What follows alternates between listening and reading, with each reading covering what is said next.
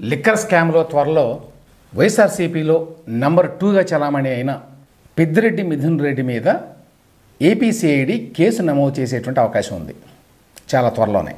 చాలామంది చంద్రబాబు నాయుడు గారు అధికారంలోకి వచ్చిన తర్వాత గత ప్రభుత్వం చేసినటువంటి అనేక అక్రమాల మీద సరిగ్గా దృష్టి పెట్టడం లేదు, సరైన ఎంక్వైరీ చేయడం లేదు, అరెస్టులు చేయడం లేదు, జైల్లో పెట్టడం లేదు, ఇట్లాంటి మాటలు మాట్లాడుతుంటారు. నిజానికి అధికారంలోకి వచ్చిన వెంటనే చాలా ఇష్యూస్ మీద దృష్టి పెట్టి ఎంక్వైరీలు ఆర్డర్ చేశారు. ఫస్ట్ గవర్నమెంట్ చేయవలసింది దర్యాప్తుని ఆర్డర్ చేయటం. దర్యాప్తు చేస్తేనే వివరాలు తెలుస్తాయి. సిఐడి ద్వారా కొన్ని, విజిలెన్స్ ద్వారా కొన్ని, ఏసీబీ ద్వారా కొన్ని ఈ ఎంక్వైరీలను ఆర్డర్ చేశారు. అందులో చెప్పుకోదగ్గది లిక్కర్ స్కామ్. చాలామందికి తెలుసు 2019 నుంచి 24 మధ్యకాలంలో జగన్మోహన్ రెడ్డి ఆయన ప్రభుత్వం బాగా దండుకున్నది ఈ లిక్కర్ కుంభకోణంలో అని. అందుకనే వచ్చిన వెంటనే అంటే జూలై నెలలోనే జూలై 24వ తేదీన ఒక వైట్ పేపర్ రిలీజ్ చేశారు లిక్కర్ వ్యవహారాల మీద. అప్పుడే ఏపీసీఐడి ఎంక్వైరీని ఆర్డర్ చేశారు. ఆ వెంటనే బీవరేజ్ కార్పొరేషన్ ఎండి వాసుదేవరెడ్డి మీద కేసు కూడా పెట్టారు. ఇప్పుడు తాజాగా 2 రోజుల కిందట మరొక కేసుని ఏపీసీఐడి నమోదు చేసింది. అప్పటి కేసేమో స్పెసిఫిక్గా AP beverage corporation MD Vasudeva Reddy మీద. ఇప్పటి కేసు ఈ మొత్తం వ్యవహారంలో ఎవరెవరు ఉన్నారు అనే దాని మీద. సో ఇప్పుడు పెద్దిరెడ్డి రామచంద్రారెడ్డి కుమారుడు పెద్దిరెడ్డి మిథున్ రెడ్డి, ఈయన వైఎస్ఆర్సీపీ పార్లమెంటరీ పార్టీ నాయకుడు ప్లస్ చాలా సన్నిహితుడు జగన్మోహన్ రెడ్డికి. ఇతను ఈ కేసులో ప్రధాన నిందితుడిగా ఉండేటువంటి అవకాశం ఉంది. ఇతను నంద్యాలలో ఉన్నటువంటి ఎస్పీవై ఇండస్ట్రీస్ అనేటువంటి కంపెనీని తన చేతిలో పెట్టుకొని చీప్ లిక్కర్ని భారీ ఎత్తున ఏపీ ప్రభుత్వానికి అంటే ఏపీ బెవరేజెస్ కార్పొరేషన్కి ఈ 5 సంవత్సరాల పాటు సప్లై చేశాడు. ఇందులో కుమ్మక్కున్నది జగన్మోహన్ రెడ్డి ప్రభుత్వానికి, ఈ కంపెనీకి అనేది ప్రధానం. దీంతోపాటు మరొక కంపెనీ ఏమిటంటే విజయసాయిరెడ్డి అల్లుడు రోహిత్ రెడ్డికి చెందినది అని చెప్తున్నా. ఎందుకంటే ఆయన పేరు మీద లేదు, కానీ గతంలో చాలాసార్లు ఆనం వెంకటరమణారెడ్డి గారు కూడా ఇది ఏ విధంగా విజయసాయిరెడ్డి ఆయన అల్లుడు రోహిత్ రెడ్డి బినామీ కంపెనీ అని చెప్పి చాలా ఆధారాలతో మాట్లాడారు. సో ఆయన బినామీ సంస్థ అయినటువంటి ఆదాన్ డిస్టిలరీస్ అనే కంపెనీకి కూడా చాలా భారీ ఎత్తున ఆర్డర్స్ ఇచ్చారు అప్పుడు బెవరేజ్ కార్పొరేషన్ వాళ్ళు. అదే యాక్చువల్గా ఆదాన్ డిస్టిలరీస్ అనే కంపెనీ ఏర్పడిందే జగన్ అధికారంలోకి వచ్చిన తర్వాత. కొత్త సంస్థ అన్నమాట ఇది. ఎస్పీవై ఆగ్రో ఇండస్ట్రీస్ ఇట్లాంటి మిగతా కంపెనీలు అన్నీ ఆల్రెడీ ఉన్నాయి. అయితే వాళ్ళని బెదిరించి భయపెట్టి ఇంటిమిడేట్ చేసి మాకు ఇచ్చేయండి లీజ్కి అని చెప్పి 2019లో అధికారంలోకి రాగానే వైసీపీ వాళ్ళు తీసుకున్నారు. సో చాలా కంపెనీలు యాక్చువల్గా ఆల్రెడీ ఉన్నాయి. ఒక ఆరోపణ కూడా ఉంది ఇక్కడ, ఇవన్నీ కూడా తెలుగుదేశం ప్రభుత్వ హయాంలోనే పెట్టినవి.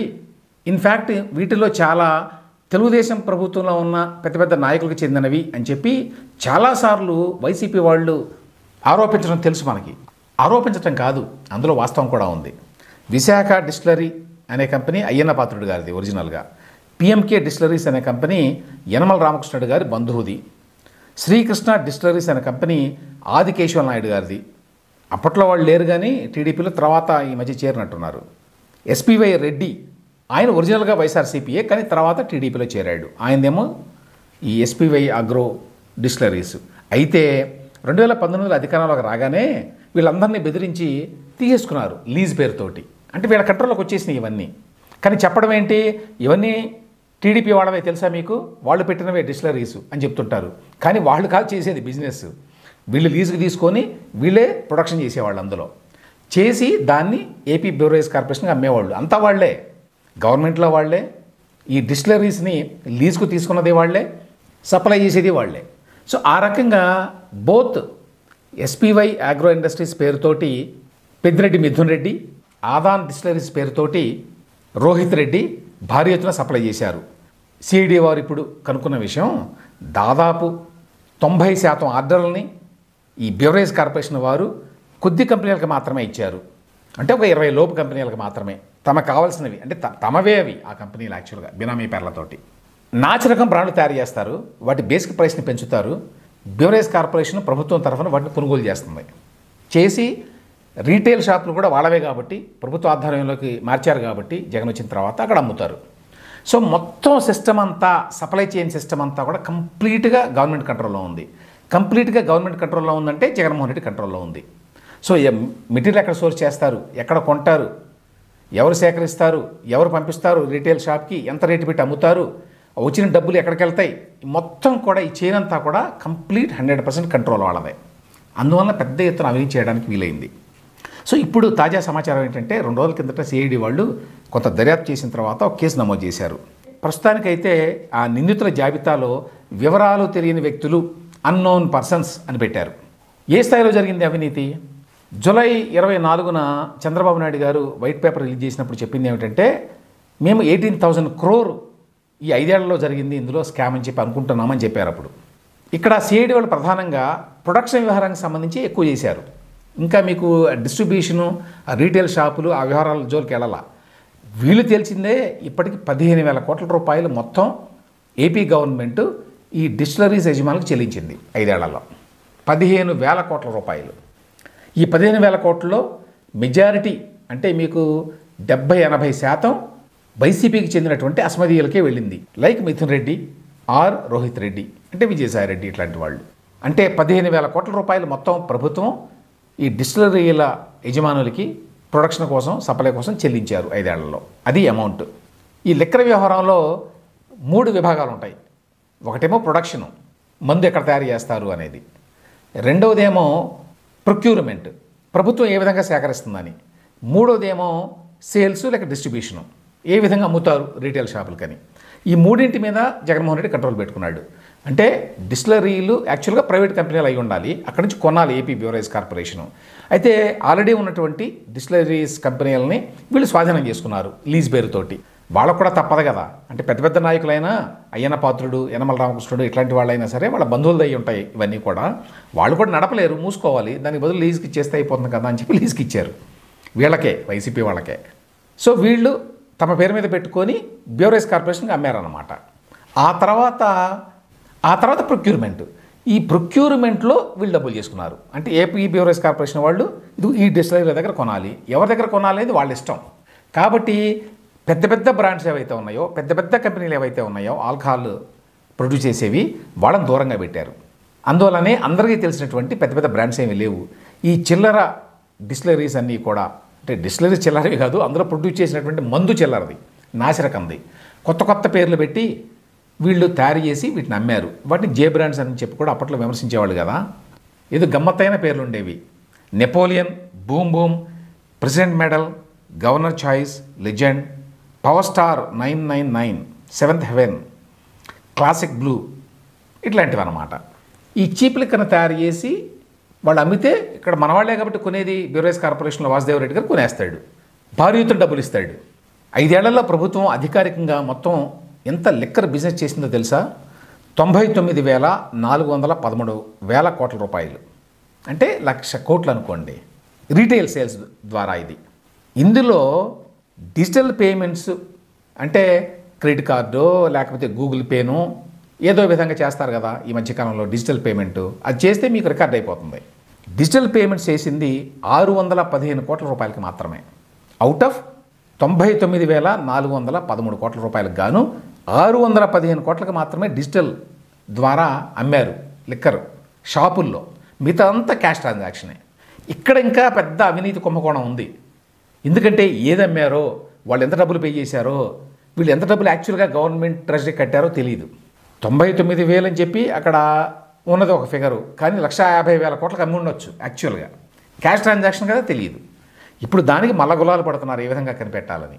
అందుకనే వాసుదేవరెడ్డి కోసం వెతికి అతని ద్వారా ఏదైనా తెలుసుకుందాం, ఎట్లా చేశారు మీరు అని ప్రయత్నాలు చేస్తున్నారు వీళ్ళు. ఇంకా వీళ్ళు ఆ డిజిటల్ ట్రాన్సాక్షన్స్ ఆ వ్యవహారంలో దర్యాప్తులు చేయాల. ఇప్పుడు చేసింది ఓన్లీ ఈ ప్రొడక్షన్కి సంబంధించి.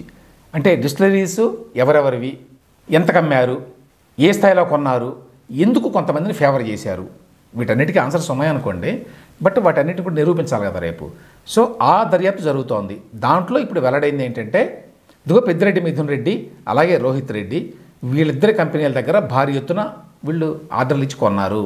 సో బాగా లబ్ధి చేకూర్చారు వాళ్ళకి అనేటువంటి ఒక బేసిక్ ఆధారాలు దొరికినాయి ఇప్పుడు. వీటితో పాటుగా ఇంకా ఏ ఏ కంపెనీలని ఫేవర్ చేశారు అనేటువంటి వివరాలు కూడా వీళ్ళు సిఐడి వాళ్ళు సంపాదించారు. అందువల్లనే 2 రోజుల కిందట కేసు నమోదైంది. ఇప్పుడు ఇందులో ఒక కీలక పరిణామం ముందు ఏం కావచ్చు అంటే, చంద్రబాబు నాయుడు గారు జూలై 24వ తేదీన ఈ శ్వేతపత్రం రిలీజ్ చేస్తూ మాట్లాడిన మాటల్లో ఒక మాట ఏమన్నాడంటే, ఇది చాలా పెద్ద ఎత్తున జరిగింది కాబట్టి ఎస్పెషల్లీ క్యాష్ ట్రాన్సాక్షన్స్ సంబంధించి జరిగింది కదా, నేను చెప్పాను దాంట్లోకి ఇంకా లోతులకు వెళ్ళలేదు వీళ్ళు సిఐడి వాళ్ళు. అది 1,00,000 కోట్లు. ఆ 1,00,000 కోట్లు ఎంత తిన్నారో ఏమిటో ఏమీ తెలియదు. దాన్ని కనిపెట్టడం కష్టంగా ఉంది. అందువల్ల దానిని ఎన్ఫోర్స్మెంట్ డైరెక్టరేట్కి అప్పగించేటువంటి ఆలోచన ఉంది అని కూడా చెప్పారు చంద్రబాబు నాయుడు ఆ రోజున. ఎందుకంటే ఈడీ వాళ్ళు మనీ లాండరింగ్ ఇష్యూస్లోకి వెళ్తారు. అంటే డబ్బుని ఇట్లా అక్రమ మార్గాల ద్వారా మళ్లించడం అన్నమాట. అది వాళ్ళ ఏరియా కాబట్టి వాళ్ళు ఇన్వెస్టిగేషన్ చేయొచ్చు ఇందులో. సో వైసీపీ ప్రభుత్వంలో జరిగినటువంటి ఈ భారీ లిక్కర్ స్కాము చివరికి ఈడీ చేతులకు వెళ్ళేటువంటి అవకాశం ఉంది. అప్పుడు నిజమైన చిక్కులు ప్రారంభమవుతాయి. అప్పుడు ఆ వేడి జగన్మోహన్ రెడ్డికి కూడా తగులుతుంది.